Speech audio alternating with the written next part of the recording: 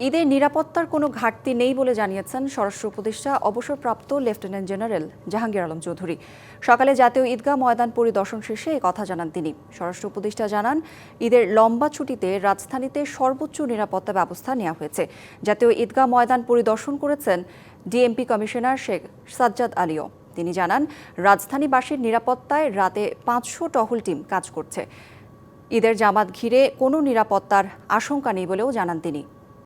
আমাদের এখানে পর্যাপ্ত নিরাপত্তা ব্যবস্থা নেওয়া হয়েছে। প্রায় 500 পেট্রোল রাখা হচ্ছে, অলি গলি সব জায়গায় কভার করা হচ্ছে। পুরা দেশের নিরাপত্তার জন্য আমাদের পর্যাপ্ত সংখ্যক আইন শৃঙ্খলা বাহিনী রয়ে গেছে, যারা ছুটিতে যায় নাই। ছোটখাটো দুই একটা ঘটনা অনেক সময় ঘটে যায়, যেন এটাও যেন না ঘটে, এই জন্য আমরা পর্যাপ্ত ব্যবস্থা নিব। নিরাপত্তা প্রদানে নিয়োজিত অন্যান্য আইন শৃঙ্খলা বাহিনী ও গোয়েন্দা সংস্থাগুলোর সঙ্গে সার্বক্ষণিক সমন্বয় করে প্রয়োজনীয় ব্যবস্থা গ্রহণ করা হচ্ছে। জাতীয় মসজিদ বাইতুল মোকাররম কেন্দ্রিক একই ধরনের নিরাপত্তা ব্যবস্থা করা হয়েছে। অন্যান্য ঈদগাহের ক্ষেত্রে ডিএমপির প্রতিটি ক্রাইম বিভাগ আয়োজক সংস্থার সাথে সমন্বয় করে পর্যাপ্ত নিরাপত্তা ব্যবস্থা গ্রহণ করেছে। মহানগরীর একটি ঈদ জামাতও নিরাপত্তা ব্যবস্থার বাইরে থাকবে না।